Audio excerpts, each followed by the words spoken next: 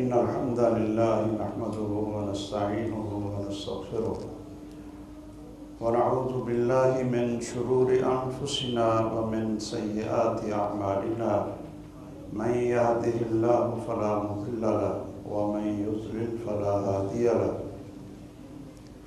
وأشهد أن لا إله إلا الله وحده لا شريك له وأشهد أن محمدًا عبده ورسوله صلى الله تعالى عليه وآله وسلم أما بعد فإن خير الحديث كتاب الله وخير الهدي هدي محمد صلى الله تعالى عليه وآله وسلم وشر الأمور محدثاتها وكل محدثة بدعة وكل بدعة ضلالة وكل ضلالة في النار. أعوذ بالله من الشيطان الرجيم. شهر رمضان الذي أنزل فيه القرآن هدى للناس وبينات من الهدى والفرقان. گرامی قدر سامعین، محترم و مکرم بزرگوں، عزیز بھائی اور بیٹوں،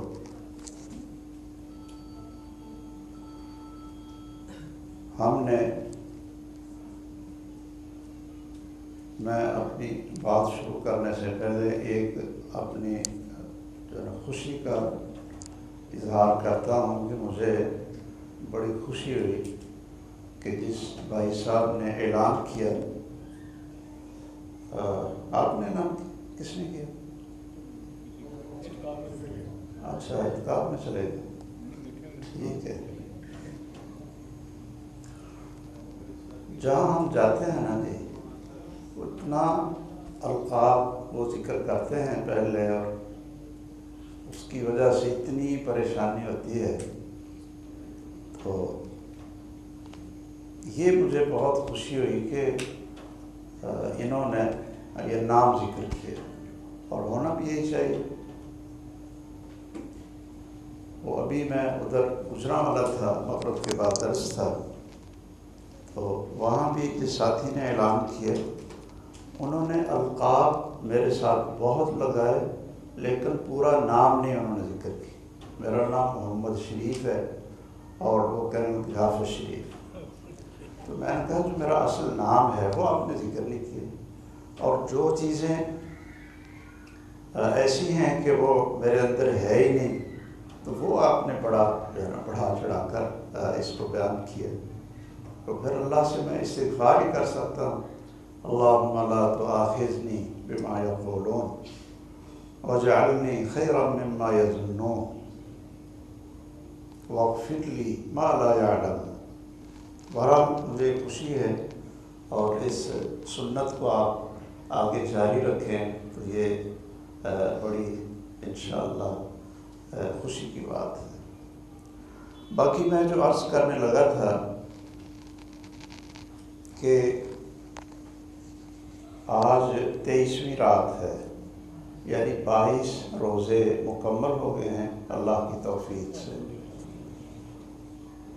اور چند ایام اور راتیں وہ باقی ہیں، اور ہم سب کی اللہ عزوجلال سے دعا ہے، درخواست ہے، عرض ہے اس مہربان سے کہ وہ ہمیں ان آنے والے دنوں میں بھی صحت کے ساتھ، عافیت کے ساتھ اور اپنی خاص توفیق کے ساتھ نوازے کہ ہم اپنے خالق اور مالک کو خوش کریں اور اپنے گناہوں کی اللہ تعالیٰ سے معافی مانگیں، اللہ تعالیٰ ہم سے راضی ہو جائے۔ تو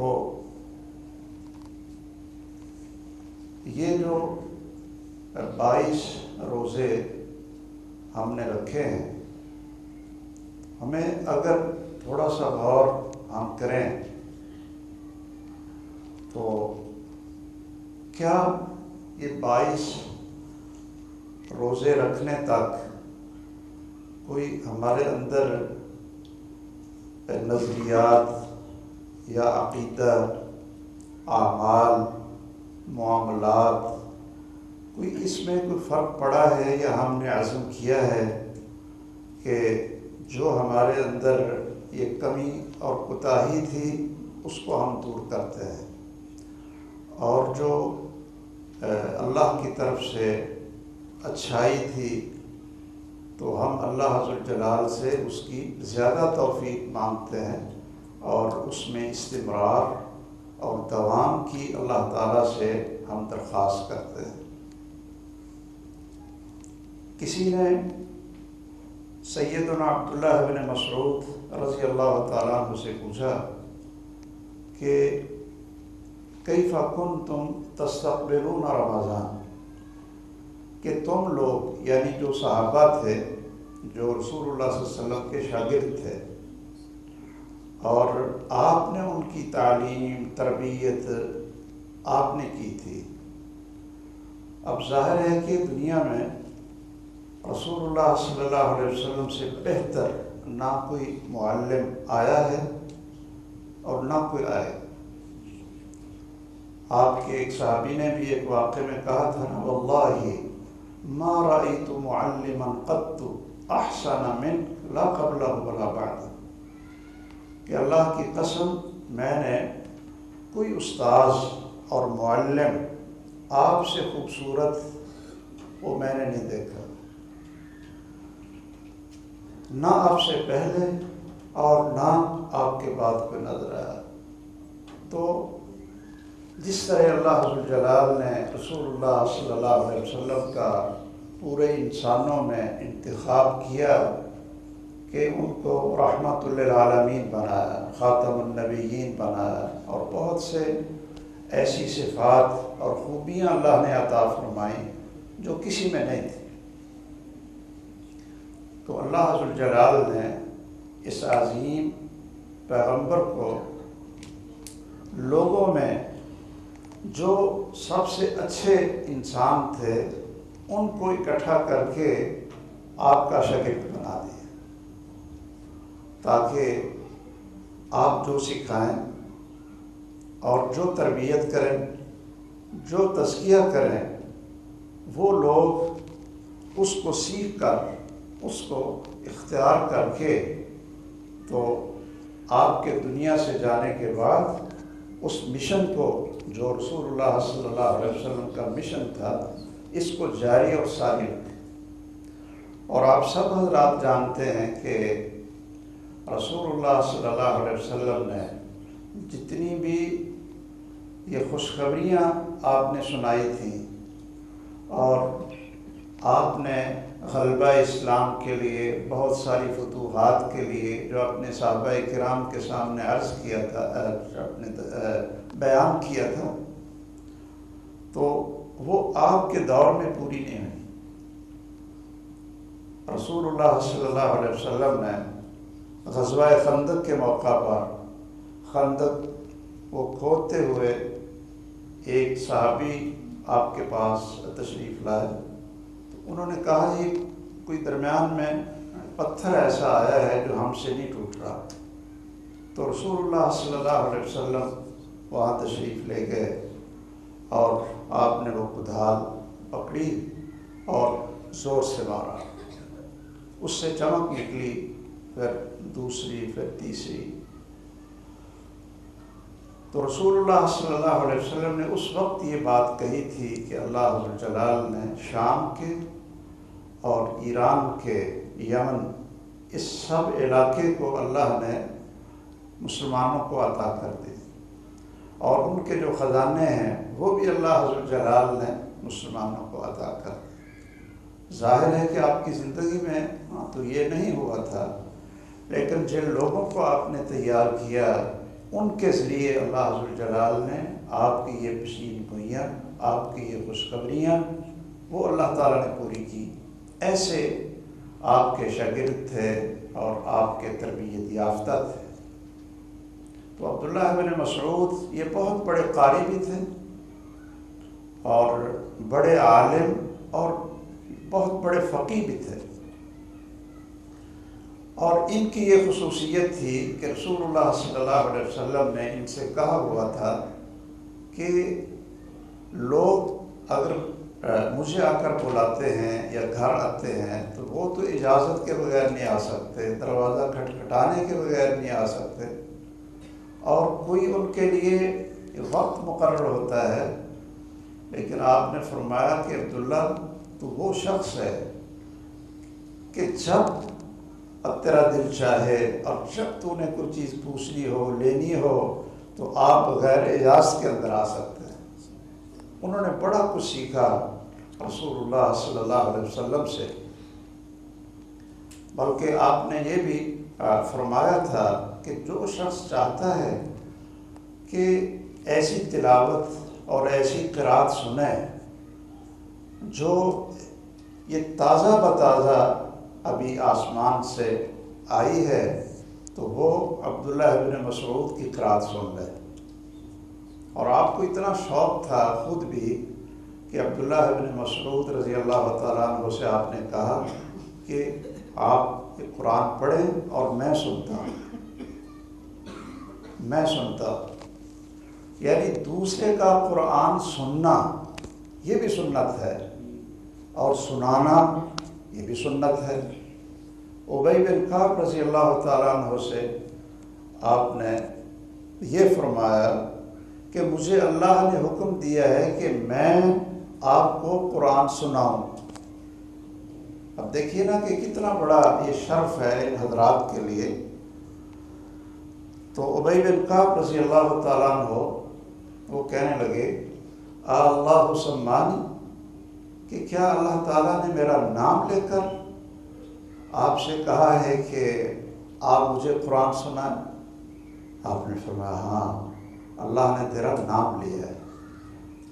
وہ بڑے آبدیدہ ہوئے، رونے لگے کہ اللہ عز و جلال اتنی عظیم ہستی ہے اور عرش عظیم کے مالک ہیں، عرش عظیم کے اوپر ہیں، تو اللہ نے میرا نام لیا ہے۔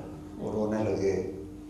تو پھر رسول اللہ صلی اللہ علیہ وسلم نے کچھ تلاوت آپ نے کی، قرآن پڑھا اور ابی بن کعب کو سنایا۔ یہ شاید ہمارے لیے ایک سنت جاری کر دی کہ ہم نہ قرآن سنانے میں اور نہ ہی قرآن کو سننے میں کسی بھی قسم کا تردد کریں، اور اگر کوئی بہت بڑا بھی قاری ہو تو کوئی شخص اس سے کہہ دے جی آپ تلاوت کریں ذرا ہمیں سنائیں، اس میں وہ اپنی توہین نہ سمجھے کہ میں ان کو قرآن سناؤں۔ عبداللہ ابن مسعود رضی اللہ تعالیٰ عنہ سے آپ نے کہا کہ آپ پڑھیں میں سنتا، تو وہ کہنے لگے کہ یہ کیا بات ہوئی، یہ قرآن تو آپ کے اوپر نازل ہو اور آپ سے سن کر ہم نے یاد کیے۔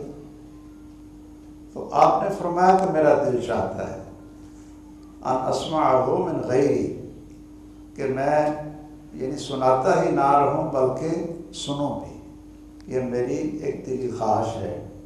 تو عبداللہ ابن مسعود رضی اللہ تعالیٰ عنہ نے سورۃ نساء شروع کی۔ وہ اپنی پوری توجہ کے ساتھ وہ قرآن کی تلاوت کر رہے تھے۔ تو جب اس آیت پر پہنچے فَكَيْفَ إِذَا جِئْنَا مِنْ كُلِّ أُمَّةٍ بِشَهِيدٍ وَجِئْنَا بِكَ عَلَى هَؤُلَاءِ شَهِيدًا، تو آپ نے فرمایا قد کہ عبداللہ بن مسعود بس کرو۔ وہ فرماتے ہیں کہ میں نے جب نظریں اٹھا کر دیکھا رسول اللہ صلی اللہ علیہ وسلم کے چہرہ انور کو، ففاضت عیناہ، تو آپ کی آنکھوں سے آنسو جاری تھے۔ آپ نے فرمایا بس یہ عبداللہ بن مسعود ہیں، ان کے بہت سے فضائل ہیں، وہ چونکہ اس وقت میرا موضوع نہیں ہے، میں نے صرف یہ عرض کرنا تھا کہ ان کے ایک شاگرد نے ان سے یہ پوچھا کیف کنتم تستقبلون رمضان، کہ تم لوگ جو صحابہ کے جو رسول اللہ صلی اللہ علیہ وسلم کے شاگرد ہو، تو جب رمضان آتا تھا تو آپ رمضان کا استقبال کیسے کرتے تھے؟ تو انہوں نے جو چیز فرمائی یہ ذرا آپ حضرات بھی غور سے سنیں۔ انہوں نے فرمایا کہ ہم رمضان کا استقبال اس طرح کرتے تھے کہ رمضان کا چاند نکلنے سے پہلے ہم اپنے دلوں کو دیکھتے کہ ہمارے دل میں یہ مبارک راتیں اور گھڑیاں آنے سے پہلے جو برتن ہوتا ہے نا جی، اس میں آپ اچھی سے اچھی چیز ڈال لیں، وہ صاف ہوگا تو وہ چیز آپ کی وہاں پاک اور صاف ہوگی۔ زمین اچھی ہے، اس کے اوپر بارش ہو تو وہ بڑی پھول اور کھیتیاں اور جو ہے نا لہلاتی ہیں، لیکن وہی بارش جو اچھی زمین پر برسے تو اس سے ہر چیز کی جو اقسام ہیں وہ اللہ اگا دیتے ہیں، کھانے پینے کے لیے بھی، درخت بھی، اور بھی بڑی چیزیں اللہ اگا دیتے ہیں۔ لیکن اگر زمین ہی شور والی ہو، بنجر ہو اور پتھریلی ہو تو یہ بارش وہاں کوئی فائدہ نہیں دیتی۔ تو انہوں نے اس چیز کی طرف اشارہ کرتے ہوئے فرمایا کہ ہم میں سے کوئی شخص یہ جرأت نہیں کرتا تھا، ہم میں سے کسی شخص کی یہ جرأت نہیں ہوتی تھی کہ رمضان شروع ہو اور اس سے پہلے ہم اپنے دل کو حسد سے، کینے سے، بغض سے اور مسلمانوں کے ساتھ نفرت سے ہم اپنے دل کو پاک نہ کر لیں۔ اس طرح وہ استقبال کرتے تھے، اور جب پھر یہ مہینہ شروع ہو جاتا تو وہ لوگ جن کو رسول اللہ صلی اللہ علیہ وسلم نے دنیا کی زندگی میں ہی جنت کی بشارتیں دے دی تھی، اور اللہ عز و جلال کی طرف سے بھی بشارت کہ میں ان پر راضی ہوں، رضی اللہ عنہم ورضوا عنہ، بلکہ یہ کچھ جو صحابہ ایسے تھے کہ جن کے بارے میں رسول اللہ صلی اللہ علیہ وسلم نے فرمایا تھا اعملوا ما شئتم فقد غفرت لكم۔ یہ کون تھے؟ اہل بدر تھے، ایسے ہی ہے نا، بدر میں شریک ہونے والے۔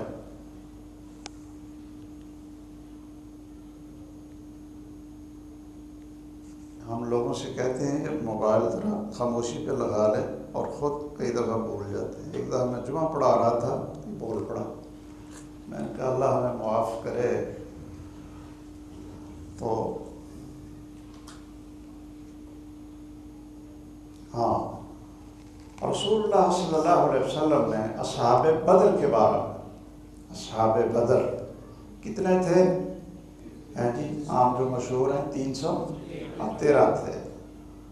تو آپ نے فرمایا کہ اللہ عز و جلال نے عرش سے، آسمانوں سے جھانکا دیکھا، اور کیا فرمایا؟ اعملوا ما شئتم فقد غفرت لكم،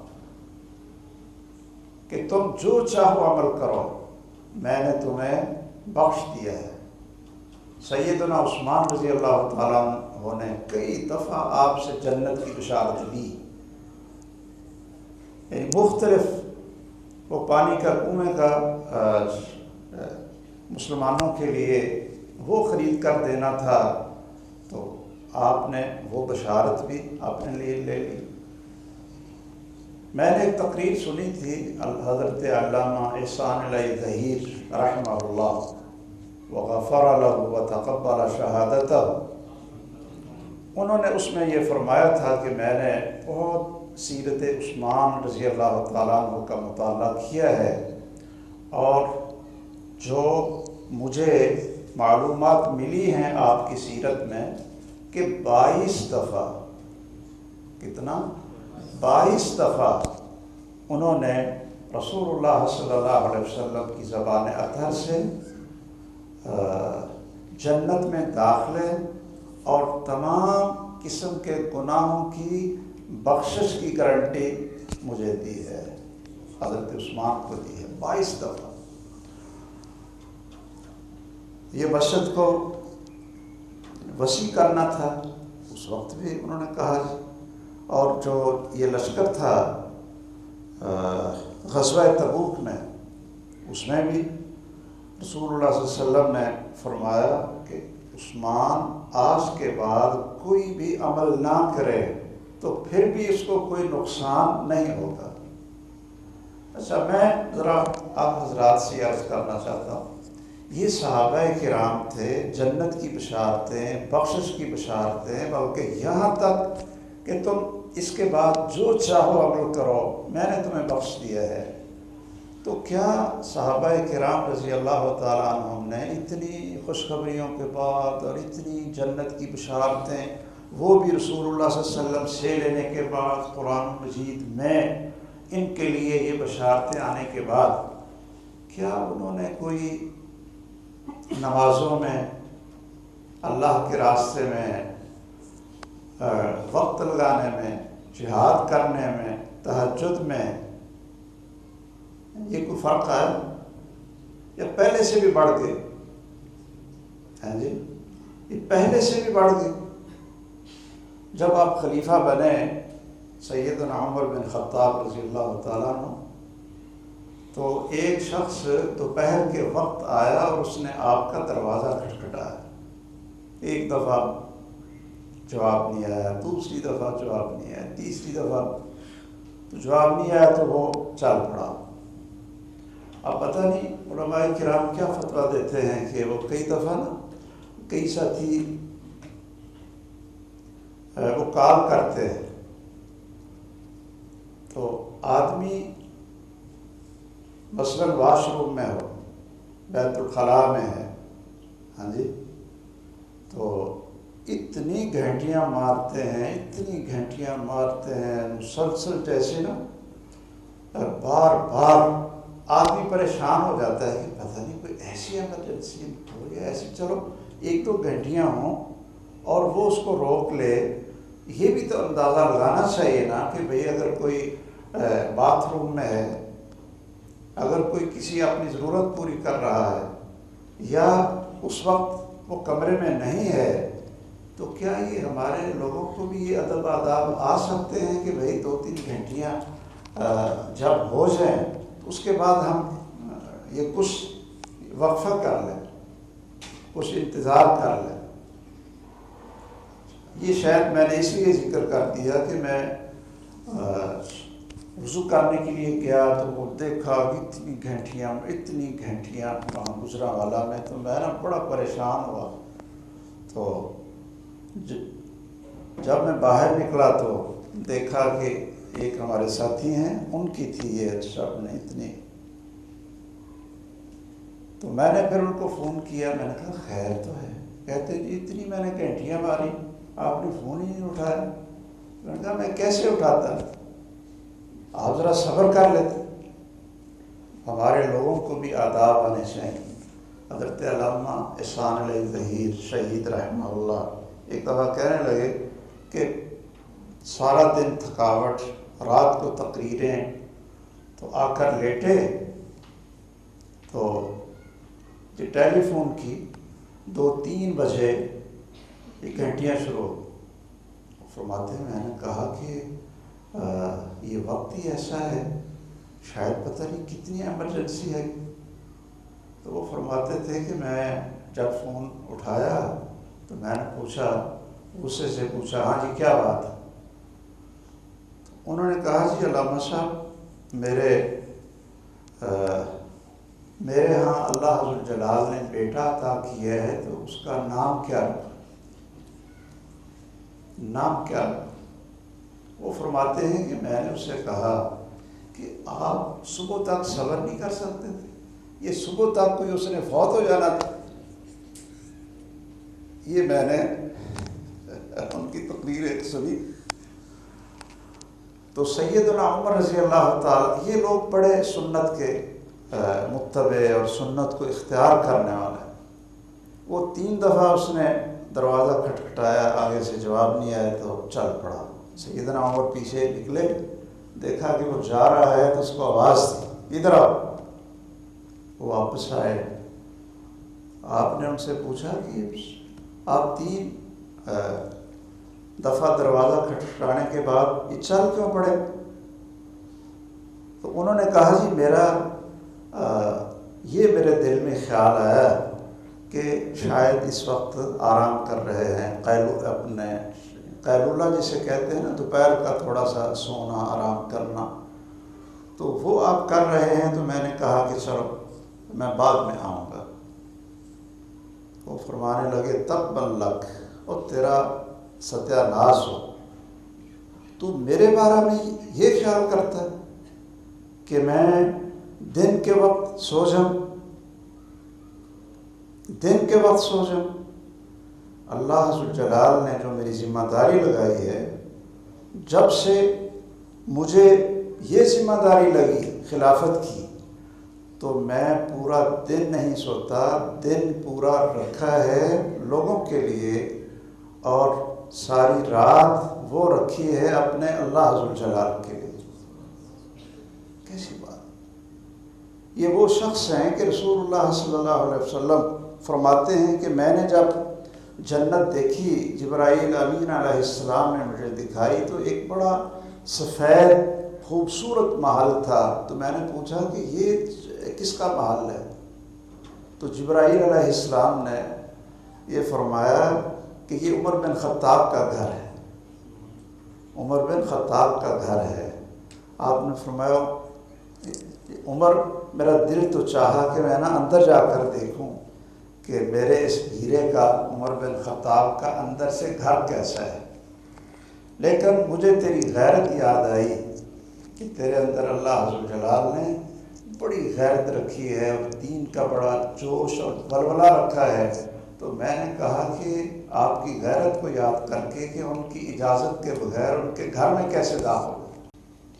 جن لوگوں کو آپ نے یہ بھی بتا دیا کہ میں تو تمہارا جنت میں بنا ہوا گھر دیکھ کر آیا، تو یہ صحابہ کرام نے کبھی فرائض تو دور کی بات ہے، فرائض، واجبات اور محرمات کو چھوڑنا یہ تو دور کی بات ہے، وہ تو جو نوافل ہوتے تھے، خصوصاً جب رمضان شروع ہو جاتا تو وہ رسول اللہ صلی اللہ علیہ وسلم سے اجازت لیتے تھے کہ ہم زیادہ پڑھیں، ہم زیادہ قیام کرنا چاہتے ہیں، ہم زیادہ قرآن پڑھنا چاہتے ہیں۔ آپ کہتے ہیں کہ نہیں، کم کرو کم کرو۔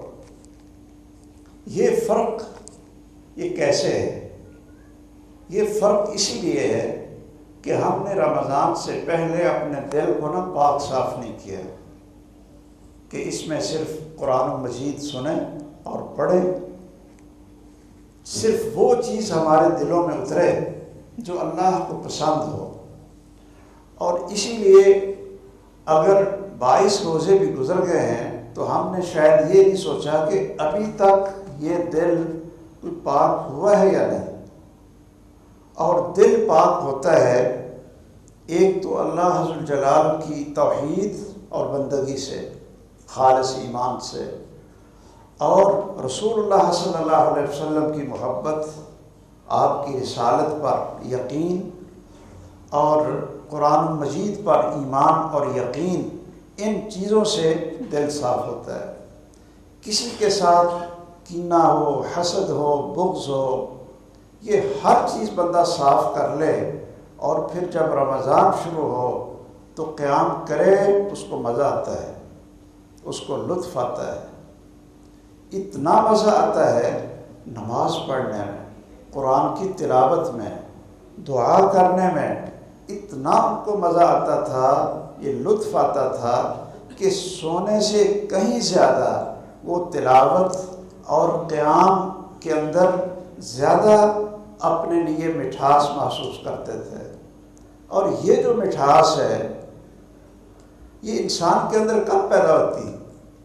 یہ نماز پڑھیں تو یہ خوشی سے آئیں اور دل ادھر کھینچا چلا ہے کہ میرے خالق اور مالک نے مجھے بلایا ہے، تو میں کیسے پیچھے رہ سکتا ہوں؟ دنیا میں اگر کسی آدمی نے کسی پر کچھ احسانات کیے ہوں ایسے موقعوں پر کہ جس میں وہ بیچارہ بہت پریشان تھا، کوئی کاروباری ہو یا کوئی اور ہو، کہ ایسے موقع پر کسی شخص نے اس کا تعاون کیا ہو کہ جس میں وہ انتہائی پریشان تھا اور اس کے پاس کوئی اسباب نظر نہیں آ رہے تھے، ہر ایک نے جواب دے دیا کہ جی ہمارے پاس کچھ نہیں، اس وقت جو شخص اس کا تعاون کرے گا نا، وہ ساری زندگی اس کو یاد رکھے گا اور کہے گا جی ٹھیک ہے میں کمزور ہوں، لیکن ساری زندگی اگر آپ کو کبھی میری ضرورت پڑے تو میں اپنی جان بھی قربان کرنے کے لیے آپ پر تیار ہوں، آپ کا احسان ساری زندگی نہیں بھولوں گا۔ اللہ ذو الجلال کے جو ہمارے اوپر احسانات ہیں وہ ہم بڑی جلدی بھول جاتے ہیں، اتنے احسانات ہیں ہم شمار نہیں کر سکتے لیکن بھول جاتے ہیں۔ تو انسان کے اندر اگر ایمان کا نور اور روشنی ہو تو وہ واقعتاً اس کا قیام کرنے کو دل چاہتا ہے، اللہ کے سامنے کھڑے ہونے کو دل چاہتا ہے، اور آنسو بہانے کو یہ دل چاہتا ہے۔ کوئی پریشانی ہو تو وہ مسجد کی طرف بھاگتے ہیں۔ رسول اللہ صلی اللہ علیہ وسلم نے فرمایا تھا جعلت قرۃ عینی فی الصلاۃ، کہ میری آنکھوں کی ٹھنڈک اور قرار اللہ ذو الجلال نے نماز کے اندر رکھا ہے۔ اذا حسبہ امر صلی، جب بھی آپ کو کوئی ایسا معاملہ پیش آتا جس سے پریشانی ہو تو آپ کیا کرتے؟ نماز پڑھنی شروع کر۔ ہمیں تو نماز ہی بھول جاتی کہ وہ بھی ہمارے اوپر فرض ہے کہ نہیں ہے۔ تو قرآن کی تلاوت ان دنوں میں اور قیام زیادہ سے زیادہ، یہ جو عشرہ شروع ہوتا تھا تو ہماری امی جان سیدہ عائشہ رضی اللہ تعالیٰ عنہ فرماتی ہیں کہ رسول اللہ صلی اللہ علیہ وسلم شد میزرہ وَأَحْيَا لَيْلَهُ وَأَيْقَظَ أَهْلَهُ، کہ آپ اپنے گھر والوں کو بھی جگاتے تو پہلے بھی تھے، جب آپ تہجد کے لیے اٹھتے تھے نا تو آپ کہتے تھے میں یوقظ صواحبات، کہ یہ جو کمروں کے اندر ہیں ان کو کون جگائے گا۔ آپ اپنے ازواج مطہرات کو پہلے بھی جگاتے تھے، لیکن یہ جب عشرہ شروع ہو جاتا تو پھر تو بڑی تاکید کے ساتھ، سختی کے ساتھ ان کو جگاتے۔ وَأَحْيَا لَيْلَهُ، اور اپنی راتوں کو زندہ کرتے، بیدار کرتے۔ کیسے؟ حالانکہ پہلے 10 دن کی آپ یہ کمی یا کوئی کوتاہی ہوتی تھی، پہلے 20 دن بھی کوئی کوتاہی نہیں تھی، لیکن یہ آخری عشرے میں اس سے بڑھ کر احیا لیلہ، اپنے آپ کو تیار کرتے کہ یہ عشرہ شروع ہونے والا ہے۔ رسول اللہ صلی اللہ علیہ وسلم نے اپنے صحابہ کی اسی کے اوپر تربیت کی، اور حقیقت ہے کہ شیخ الاسلام امام ابن تیمیہ رحمہ اللہ، ان کا میں قول ذکر کر کے تو اپنی بات میں ختم کرتا ہوں۔ وہ فرماتے ہیں کہ 2 جنتیں ہیں، ایک دنیا میں جنت ہے اور آخرت میں جنت ہے۔ دنیا میں بھی جنت ہے، آخرت میں بھی جنت ہے۔ جو شخص دنیا کی جنت کو حاصل نہ کر سکے اس کو آخرت والی جنت بھی نہیں ملے گی، اور جس نے دنیا کے اندر وہ جنت حاصل کی تو آخرت میں اللہ ذو الجلال اس کو آخرت والی جنت عطا فرما دیں گے۔ وہ کہتے ہیں دنیا میں جنت کیا ہے؟ دنیا میں جنت کیا ہے؟ وہ فرماتے ہیں دنیا میں جنت یہ ہے کہ اس آدمی کو عبادت میں، نماز میں اور اللہ کی فرما برداری میں اور اللہ ذوالجلال کی نافرمانی سے نفرت میں اور گناہوں کو چھوڑنے میں ایسا مزہ آئے اور لطف آئے، ایسی مٹھاس اس کو محسوس ہو کہ جو بادشاہوں کو اپنے بستروں پر اور اپنے خزانے دیکھ کر ان کو اتنی راحت اور سکون نہیں ملتا جتنا ایک بندہ مسلم کو 2 رکعت پڑھنے سے ملتا ہے، 2 رکعت پڑھنے سے ملتا ہے۔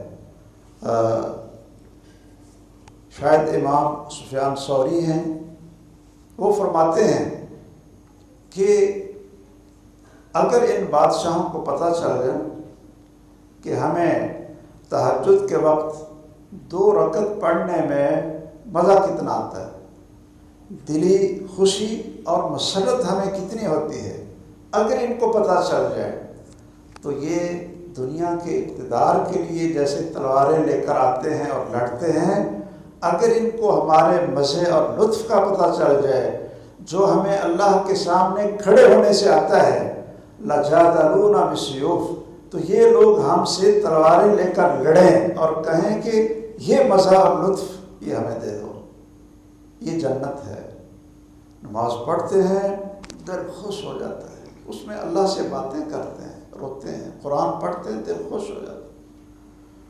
اور یہ عجیب بات ہے، آپ حضرات ذرا اس پر بھی غور کریں کہ رسول اللہ صلی اللہ علیہ وسلم کے ایک صحابی، بلکہ 2 صحابی تھے، ان کو آپ نے پہرے میں مقرر کیا کہ آپ نے یہ ساری رات پہرا دینا ہے۔ ایک شاید عباد بن بشر تھے اور دوسرے عمار بن یاسر تھے۔ ان دونوں نے باری مقرر کر لی کہ بھئی کچھ دیر آپ آرام کریں تو میں پہرا دیتا ہوں، اور پھر میں آپ کو اٹھا دوں گا اور میں آرام کروں گا تو پھر آپ پہرا دیں۔ وہ کہنے لگے جی ٹھیک ہے۔ تو ایک جو ساتھی تھے وہ سو گئے، آرام کرنے لگے، اور جس نے پہرے کی ذمہ داری پہلے لی تھی تو وہ پہلے تو گھومتے پھرتے رہے کہ بھئی کسی طرف سے کوئی حملہ نہ ہو اور کوئی الغار نہ ہو، لیکن انہوں نے سوچا کہ کوئی ایسی چیز نظر تو نہیں آ رہی، تو کیوں نہ ایسا ہو کہ میں نماز شروع کر دوں اور اس کے اندر قرآن کی تلاوت شروع کر دوں۔ جب انہوں نے قرآن مجید کی تلاوت شروع کی، نفل شروع کیے، تو کیا ہوا کہ یہ ان کو یہ تیر لگنے لگے، یعنی دشمن نے یہ تاک کر حملہ کیا اور مسلسل تیر لگانا شروع کر دے۔ وہ کیا کرتے کہ وہ نماز پڑھ رہے، تیر آیا جسم پہ لگا تو وہ نکالا اور نیچے پھینک دیا، اپنی یہ قرات جاری رکھی۔ دوسرا تیر آیا جسم میں پیوست ہو گیا، اس کو نکالا اور اپنی جو قرات اور نماز ہے وہ جاری رکھی۔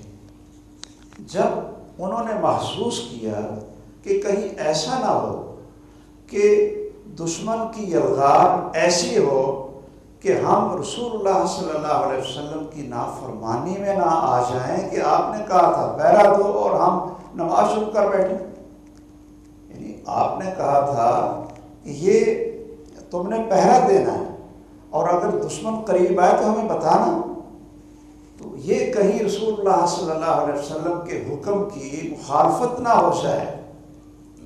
پھر انہوں نے جو سورت پڑھ رہے تھے وہ درمیان میں چھوڑی اور رکوع سجدہ کیا، تو اپنے ساتھی کو اٹھایا کہ لگتا ہے کہ دشمن ادھر سے حملہ آور ہونے والا ہے۔ وہ جب اٹھے انہوں نے دیکھا کہ سارا جسم یہ خون سے لت پت ہے۔ اس سے ایک مسئلے کا پتہ بھی چلتا ہے، اگر آپ وہ یہ چلتا ہے کہ آدمی باوضو اگر جسم کے کسی حصے سے خون نکل آتا ہے تو اس سے وضو نہیں ٹوٹتا۔ کیوں جی؟ اس سے وضو نہیں ٹوٹتا۔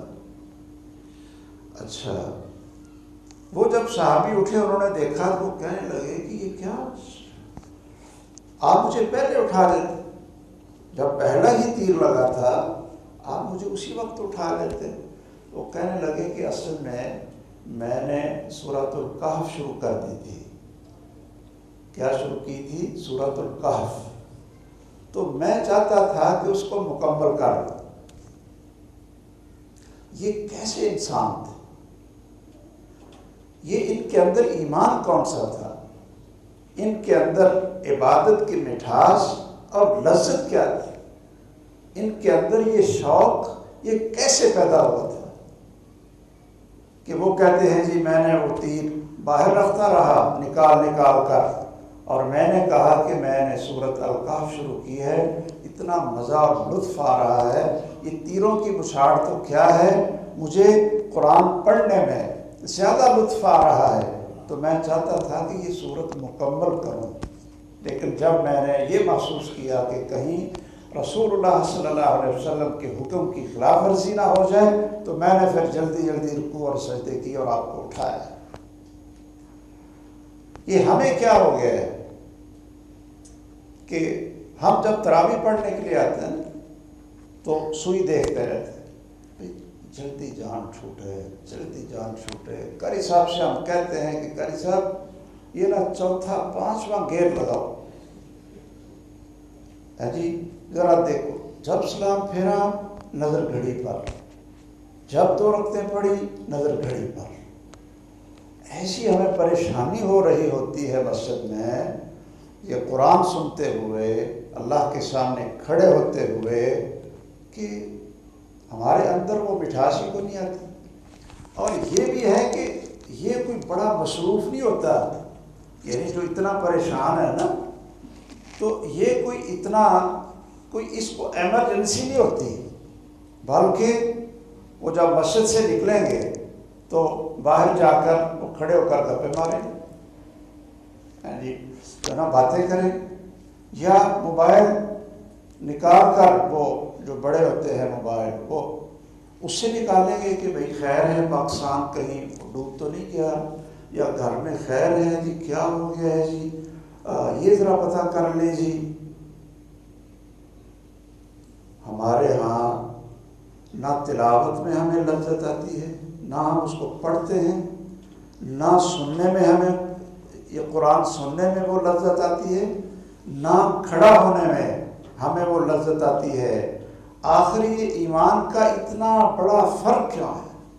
یعنی صحابہ کرام رضی اللہ تعالیٰ عنہم، جن کے بارے میں اللہ نے ہمیں کہا فَإِنْ آمَنُوا بِمِثْلِ مَا آمَنْتُمْ بِهِ فَقَدْ اهْتَدَوْا، کہ تمہارا ایمان ہم نے دیکھنا ہے کہ صحابہ جیسا ہے کہ نہیں، اگر اس جیسا تمہارا ایمان ہوا فَقَدْ اهْتَدَوْا، تو اللہ نے آپ کو ہدایت پر قائم رکھا ہے، اور اگر ان جیسا ایمان نہیں ہے تو پھر تم ہدایت یافتہ نہیں ہو۔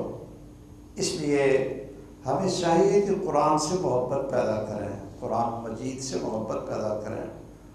محدثین بھی، صحابہ کرام بھی، جب اس طرح کا مبارک مہینہ آتا یا مبارک جگہ ہوتی، جیسا کہ سیدنا عثمان غنی رضی اللہ تعالیٰ عنہ کے بارے میں صحیح سند کے ساتھ ہے کہ وہ جب مکہ گئے تو حتیم جو بیت اللہ کا حصہ ہے، حتیم وہ یعنی بیت اللہ کا حصہ ہے، تو حتیم میں کھڑے ہوتے، حتیم میں کھڑے ہو کر عشاء کی نماز کے بعد ایک رکعت میں یعنی ایک وتر پڑھتے، اور وتر کی اسی ایک رکعت میں پورا قرآن ختم کر لیتے، پورا قرآن ختم کر لیتے۔ اور محدثین وہ کیا کرتے، سفیان ثوری ہیں، یہ امام مالک ہیں، یہ کیا کرتے، اسی طرح امام بخاری ہیں، کہ جب رمضان شروع ہوتا تو جو ان کا درس حدیث ہوتا تھا، لوگوں کو حدیث لکھاتے تھے، تو اس کو روک دیتے تھے، کہتے تھے کہ بس یہ رمضان میں ہم نے قرآن ہی پڑھنا ہے۔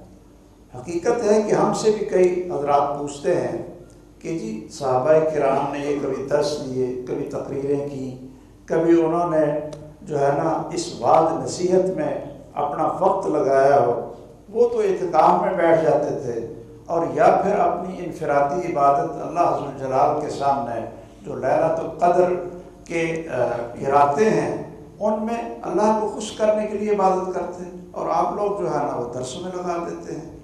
یہ ان کا یہ بات بڑی صحیح ہے، یہ بڑی خوبصورت بات ہے۔ حقیقت ہے کہ اگر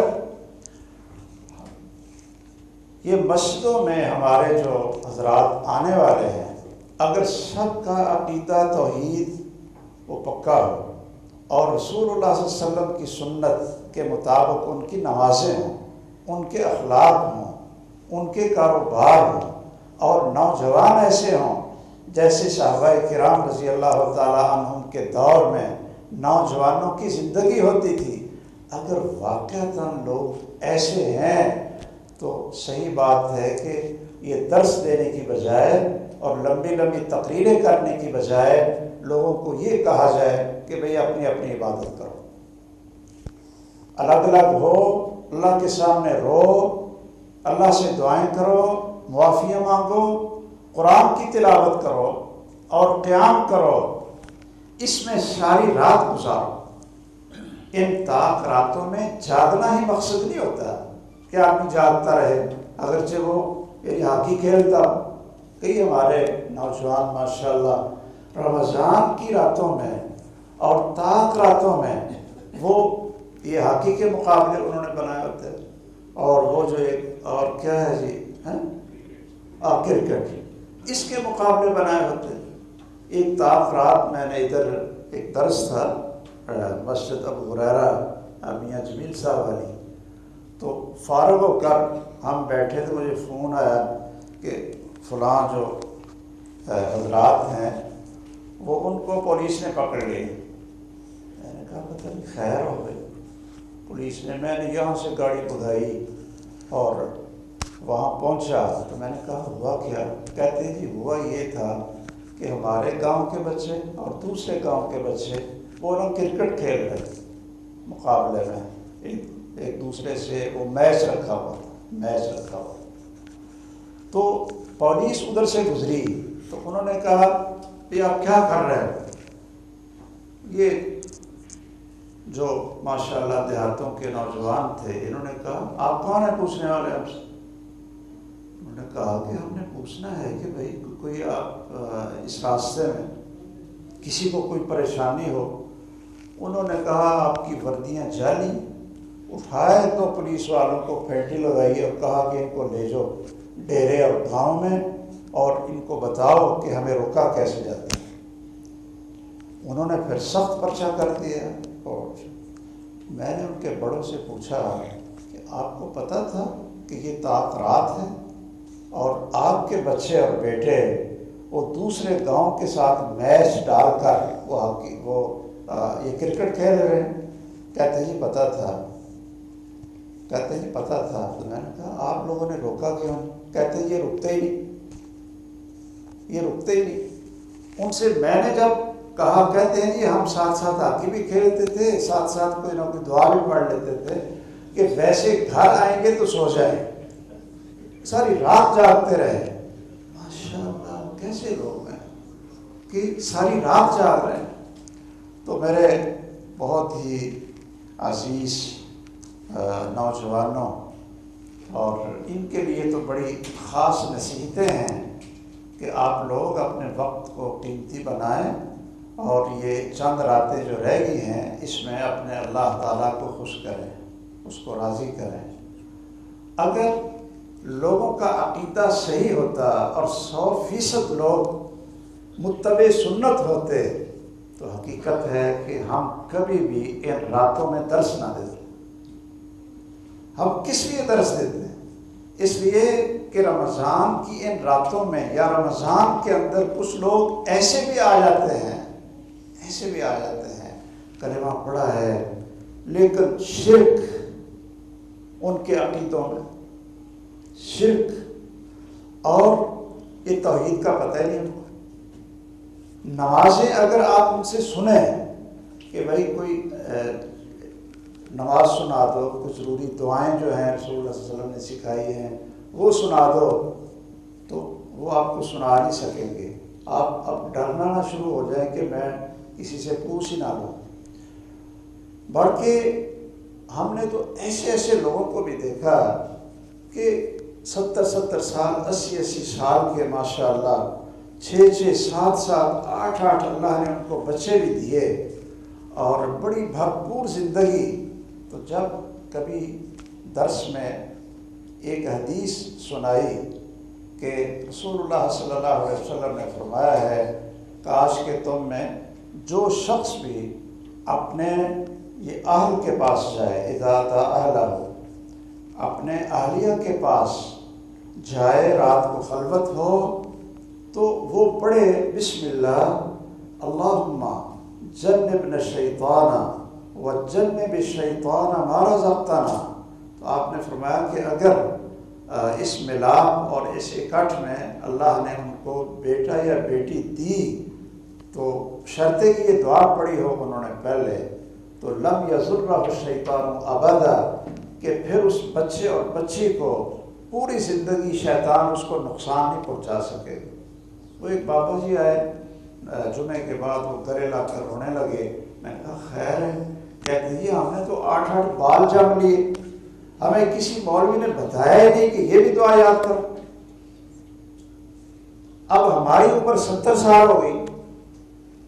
وہ کہنے لگے 70 سال ہو گئی، یہ پہلی دفعہ آپ سے سنا ہے کہ یہ دعا بھی ہے اور اس کا یہ فائدہ ہے، اور رسول اللہ صلی اللہ علیہ وسلم نے یہ اپنے صحابہ کو سکھائی اور یہ صحیح بخاری میں ہے، یہ کوئی ضعیف بھی روایت نہیں ہے۔ کیوں جی؟ تو ہمیں تعلیم کی ضرورت ہے، تربیت کی ضرورت ہے۔ نمازیں اپنی دیکھیں وہ سنت کے مطابق نہیں، سنت کے مطابق۔ او بھائیو یاد رکھو، نماز وہ ہے جو رسول اللہ صلی اللہ علیہ وسلم نے سکھائی، صلو کما رأیتمونی اصلی۔ وہ سیکھیں، آپ علماء سے سیکھیں کہ جی میں آپ کو اپنی نماز دکھاتا ہوں، رکوع کر کے دکھاتا ہوں، تو آپ اس میں دیکھیں کہ کوئی میری غلطی ہے یا کوئی چیز مجھے نہیں آتی ہے تو آپ مجھے سکھا دیں۔ جب ہم سوال کرنا شروع کر دیں، بنیادی چیزیں بھی پوچھیں، تو ساتھی کہتے ہیں جی آپ سنیں نہیں، آپ ہمیں نہ شرمندہ نہ کریں۔ ٹھیک ہے، ہم آپ کو شرمندہ نہیں کرتے، لیکن یہ عرض ضرور کرتے ہیں کہ رمضان کی برکتوں سے اور ان راتوں کی برکتوں سے ہمارا عقیدہ خالص ہو جانا چاہیے۔ یہ تبدیلی تو ہے نا، ایک اللہ ہے جو عبادت کے لائق ہے، مانگنا ہم نے اس سے ہے، اور کسی کا وسیلہ نہیں ڈالنا کسی کی ذات کا، یہ بھی بہت بڑا شرک اکبر ہے۔ اور ہم نے صرف اپنے اللہ کے سامنے سجدہ کرنا ہے، کسی قبر پر، کسی بزرگ کو، اور کوئی زندہ ہے یا فوت ہو گیا ہے، ہم نے کسی کے سامنے اپنے سر کو جھکانا نہیں، سجدہ نہیں کرنا ہے۔ عقیدہ صحیح ہو جائے، وہ اللہ مشکل کشا ہے۔ پورا قرآن سنیں اور یہ نہ پتہ چلے کہ مشکل کشا کون۔ پورا قرآن سنیں اور ہمیں یہ نہ پتہ چلے کہ اللہ کہاں ہے۔ کہ کئی لوگوں سے پوچھتے ہیں نا کہ اللہ کہاں ہے، تو وہ کہتے ہیں جی ہر جگہ ہے، اور یہ ایسا غلط اور گمراہی کا عقیدہ ہے کہ ہر جگہ پر ہے، جو انسان کو بہت دور لے جاتا ہے۔ اللہ فرماتے ہیں الرحمن علی العرش استوى۔ رسول اللہ صلی اللہ علیہ وسلم نے کسی کے ایمان کی گواہی دینی ہوتی تو آپ کیا پوچھتے تھے؟ این اللہ۔ اس خاتون نے کیا کہا تھا؟ جی علی السماء، فی السماء، اوپر ہے، اوپر ہے۔ آپ نے فرمایا من انا، میں کون ہوں؟ اس نے کہا انت رسول اللہ، انت رسول اللہ۔ تو آپ نے فرمایا اعتقها فانها مؤمنہ، اس کو آزاد کر دو، میں اس چیز کی گواہی دیتا ہوں کہ یہ ایمان والی خاتون ہے، اس کے ایمان کی گواہی دیتا ہوں۔ اور آج ہم پڑھ پڑھ کر کتابیں، ہمیں یہ نہ پتہ چلے کہ اللہ کہاں ہے، ہم کہیں جی ہر جگہ پر ہے اور ہر یہ وجود کے اندر ہے۔ اور جو بھی ہمیں نظر آتا ہے وہ اللہ ہی ہے جی، جو بھی ہمیں نظر آتا ہے وہ اللہ ہی ہے۔ میں بھی اللہ ہوں، آپ بھی اللہ ہیں، یہ وحدت الوجود کا عقیدہ یہ پڑھے لکھے لوگوں میں کیسے آ گئے؟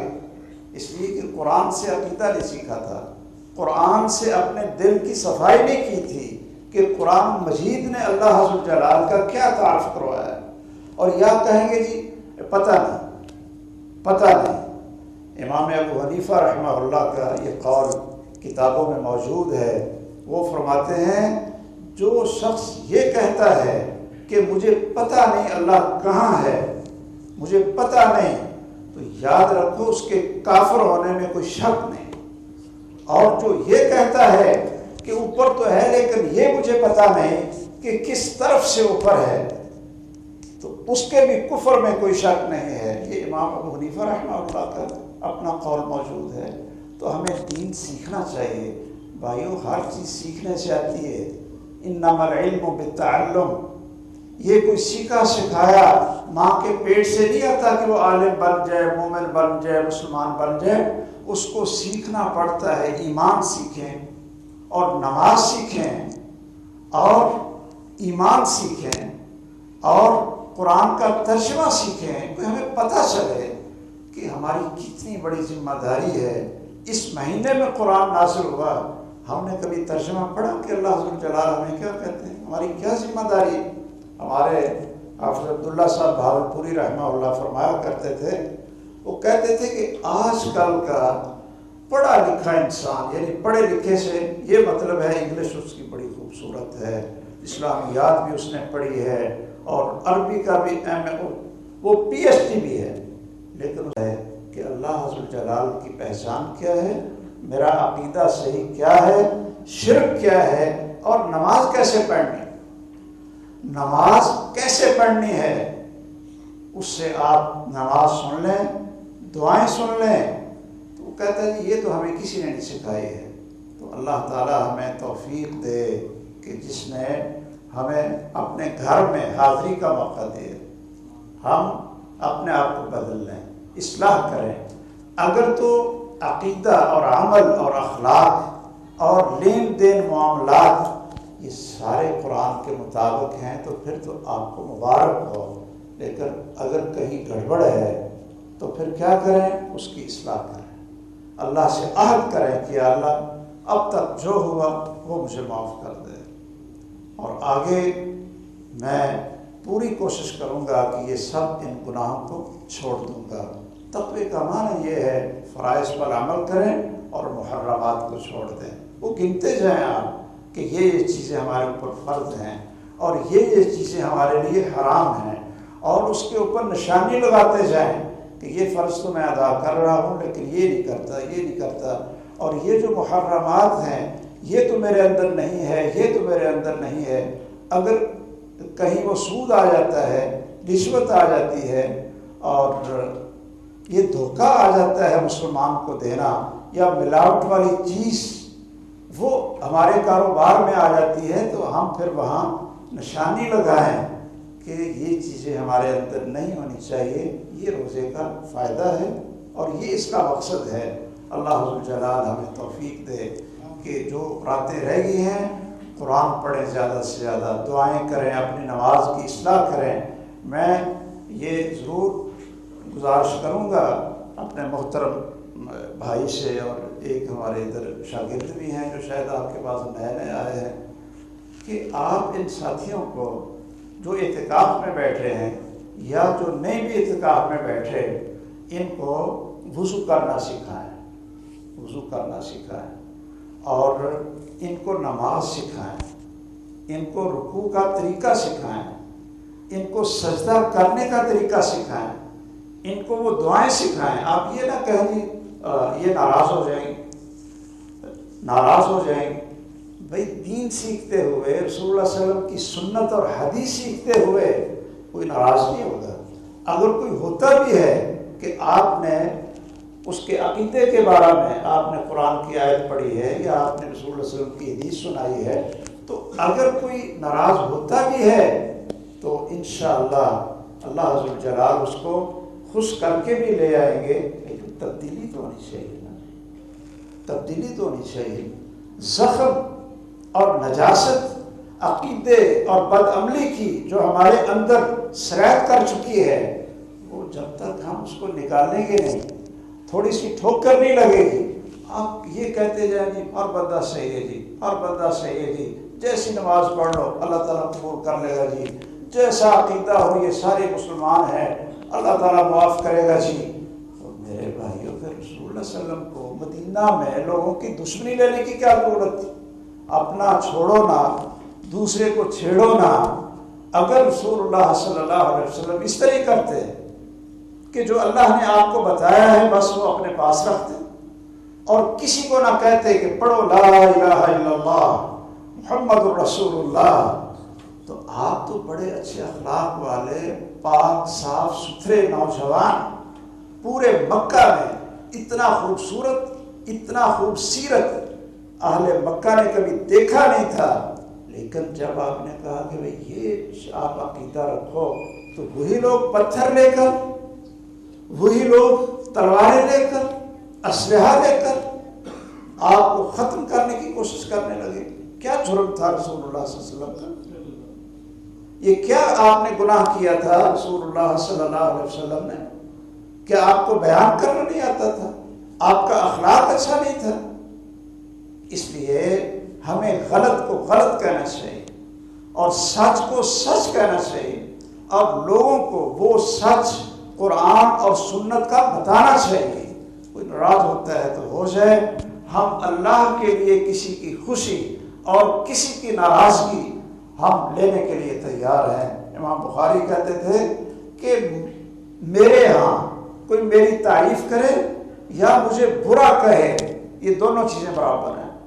مجھے کسی کی تعریف سے کبھی خوشی نہیں ہوئی اور نہ کبھی دل میں چاہت پیدا ہوئی، اور کسی کے مجھے برا کہنے سے میرے دل کے اندر کبھی کوئی پریشانی نہیں ہوئی۔ لوگ کہتے ہیں تو آپ یہ انشاءاللہ ہمارے جو علماء کرام ہیں یہ آپ کو سکھائیں، یہ اپنا نماز کا طریقہ ہے، توحید ہے، ایمان ہے، اور جو اعتکاف بیٹھے ہیں ان کی باقاعدہ آپ ایک کلاس بھی لگائیں، ایک کلاس لگائیں، یعنی 24 گھنٹے میں اگر آپ ان سے آدھا گھنٹہ یا 1 گھنٹہ لے لیتے ہیں تو ان کو آپ بتائیں کہ یہ ہمارا ایمان، عقیدہ، دعائیں، رسول اللہ صلی اللہ علیہ وسلم کی سنت، آپ کی حدیث، ان چیزوں کی کیا اہمیت ہے۔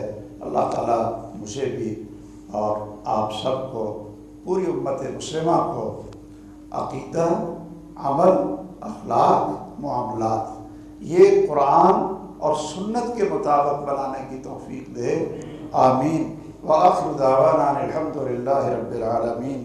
سبحانک اللہم وبحمدک، اشہد ان لا الہ الا انت، استغفرک واتوب الیک۔